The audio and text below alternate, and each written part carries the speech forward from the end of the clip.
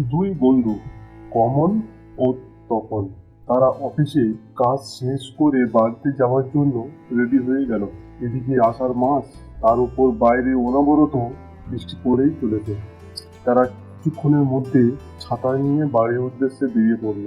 তাই দুই বন্ধু মিলে গল্প করতে করতে পথ চলতে লাগলো। জানিস তপন, আমার না ছোটবেলায় খুবই মাছ ধরার নেশা ছিল। আর হবেই না বা কেন, তখন গ্রামের বাড়িতে থাকতাম। গ্রামের অনেকেই মাছ ধরতো। এই আষাঢ় মাসে বৃষ্টি শুরু হলেই আর কেউ বাড়িতেই থাকতো না। কি দিন কি বা রাত, সবাই মাছ ধরতে ব্যস্ত থাকতো। পুকুর ও মাঠের জল ভরে যেত।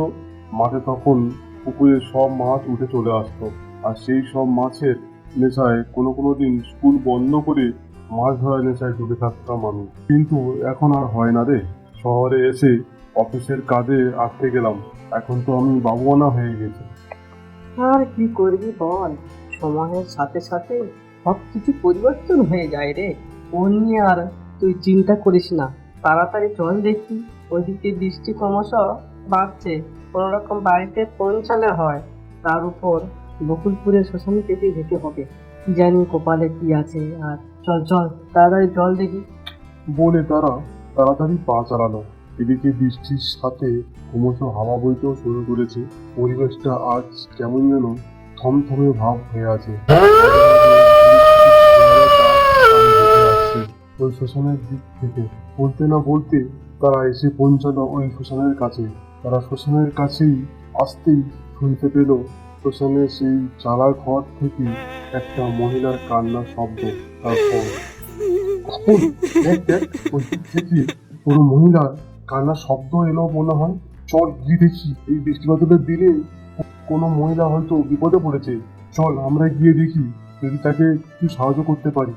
না না কমল, এই বৃষ্টির মধ্যে, তাও এত রাতে, ওই শ্মশানের কাছে কে আসতে সাহস পাবে? তুই চল, এখান থেকে পালাই। ও যে হোক ঠিক চলে যাবে। তাছাড়া জায়গাটা মোটেই ভালো নয়। না রে তপন, আমি স্পষ্ট শুনতে পেলাম কোনো মহিলা বিপদে পড়েছে। চল না গিয়ে দেখি। এই বিপদের সময় মানুষের পাশে থাকাই তো মানুষের ধর্ম। চল গিয়ে দেখি।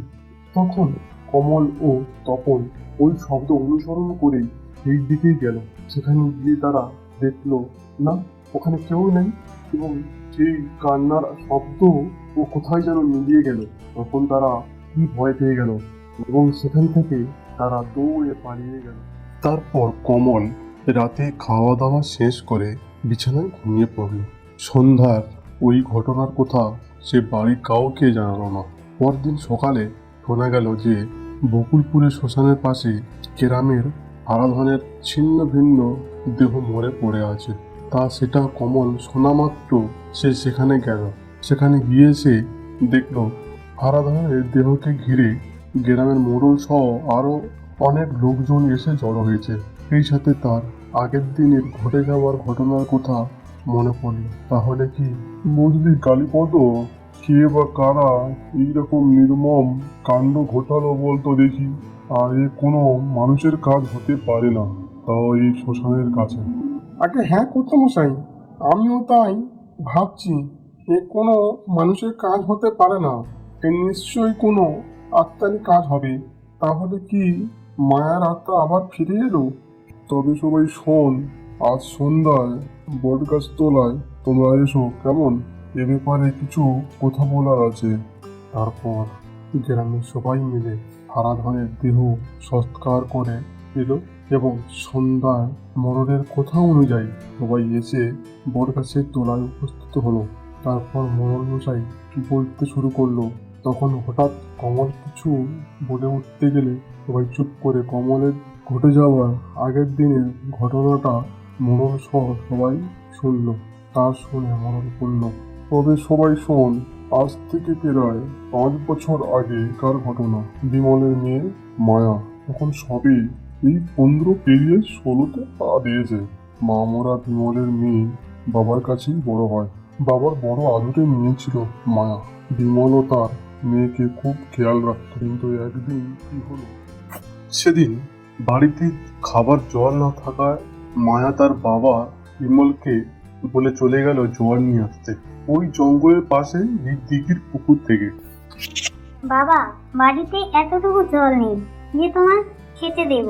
তুমি একটু বসো, আমি যাবো আর দৌড়ে জল নিয়ে চলে আসবো। বলে মায়া চলে গেল জল নিয়ে আসতে।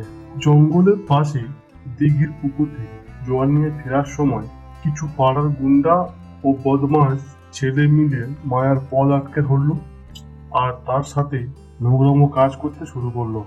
মায়া তাদের কাছে অনুরোধ করে তাকে ছেড়ে দেওয়ার জন্য, কিন্তু এখানে কে কার কথা শোনে আর কে বা শুনবে তার কথা, তা ওই ফাঁকা জঙ্গলের মাঝে। কে কোথায় আছো? আমাকে বাঁচাও, আমাকে বাঁচাও। হে ভগবান, আমাকে রক্ষা করো। আমাকে ছেড়ে দাও তোমরা। আমি তোমাদের কোনো ক্ষতি করিনি। আমাকে বাড়ি যেতে দাও। সুন্দরী, তোমাকে ছাড়বো বলে তো আমি ধরিনি, আর তুমি আমাদের কোনো ক্ষতি না করলেও কিন্তু আমরা তোমার ক্ষতি করব, তাও এখনই। তুমি কোনো চিন্তা করো না, তোমাকে আমরা নষ্ট করব আর তারপর চির শান্তি দেবো আজ। এই নে, সবাই মিলে ধর। তারপর তারা মায়ার সাথে নির্মম অত্যাচার করার পর তাকে মেরে ওই জঙ্গলে মাটি চাপা দিয়ে সবাই সেখান থেকে পালিয়ে যায়।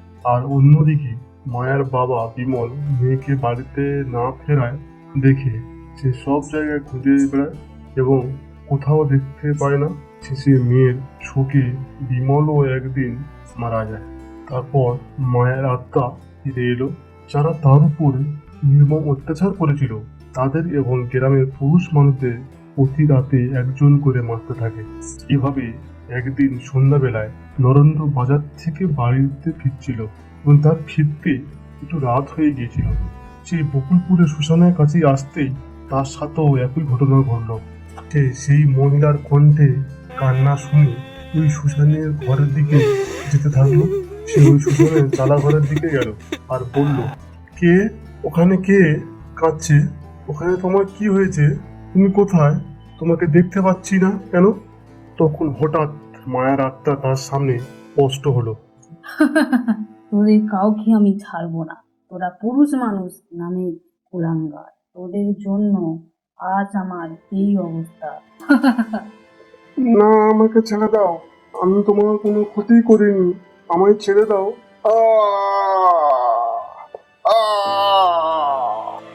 এইরকম চলতে থাকায় দেখে গ্রামবাসী মিলে এক তান্ত্রিককে দিয়ে ওই শ্মশানের চালা ঘরে মায়ের আত্মাকে বন্দি করে দেওয়া হয়। আর গ্রামবাসীকে বলা হয় যে কেউ যেন ওই চালা ঘরের মধ্যে না যায়। কিন্তু ওই দিন বৃষ্টির মধ্যে কমল ও তপন ভুলবশত চলে যাওয়ায় তারপর মায়ের আত্মা মুক্তি পেয়ে যায়। তাহলে মোড়লমশাই, এখন কি হবে? চলুন আমরা সবাই মিলে ওই তান্ত্রিকের কাছেই যাই। তান্ত্রিক বাবা নিশ্চয়ই আমাদের কোনো না কোনো ব্যবস্থা করে দেবেন। তখন সবাই মিলে ওই তান্ত্রিকের কাছেই গেল। বাবা, আমরা একটা বিপদে পড়েছি, তাই নিরুপায় হয়ে তোমার কাছে এসেছি, আমাদের রক্ষা করুন। আমরা সবাই গ্রামবাসী মিলে বড় বিপদের মধ্যে আছি। মোড়লমশাইয়ের কথা শুনে তান্ত্রিক তাদের সাথে এই গ্রামে আসে এবং তারপর বলে, ঠিক আছে, ঠিক আছে, এখন চল দেখি, ওসব ঠিক হয়ে যাবে। ওসব নিয়ে চিন্তা করিস না, আমি তো আছি নাকি। তখন তান্ত্রিক সহ সবাই সেই শ্মশানের কাছে আসলো। তোরা সবাই এখানে দাঁড়া, আর আমি একটা গন্ডি কেটে দিচ্ছি। এই গন্ডির বাইরে কেউ যাবি না, তাহলে বড় বিপদে পড়বি। বলে তান্ত্রিক নিজের স্বরে মন্ত্র উচ্চারণ করতে লাগলো। ওম ক্রিম ক্রিম ক্রিম চামুন্ডায় সাহ, ওম চিৎ ওম চিৎ চামুন্ডায় সাহ, ওম কালী কালী চামুন্ডায় সাহ, ওম কালী কায় নমঃ। তখন মায়ার আত্মা তাদের সামনে স্পষ্ট হলো। কেন আমাকে বাধা দিচ্ছিস? তুই যা এখান থেকে, যা বলছি, তুই যা, যা। ব্যাস, অনেক হয়েছে, এবার তুই মুক্তি নে আর অন্য গ্রামবাসীকেও শান্তিতে থাকতে দে। তোকে আমি চির শান্তি দেব। তাছাড়া তুই তো বদলা নিয়েছিস, তো এবার শান্তি হয়েছিস, যা এবার চলে যা। এই নে, তোকে চির মুক্তি দিলাম। বলে তান্ত্রিক তার কুণ্ডুলির থেকে মন্ত্রগত জল নিয়ে মায়ার আত্মার উপর ছিটিয়ে দিল। সাথে সাথে মায়ের আত্মা কোথায় যেন মিলিয়ে গেল। আরো ভয়ঙ্কর গল্প পেতে আমাদের চ্যানেলটিকে সাবস্ক্রাইব করুন, সাথে বেল আইকনটি অন করে দিন আর লাইক শেয়ার কমেন্ট করে আমাদের পাশে থাকুন। ধন্যবাদ।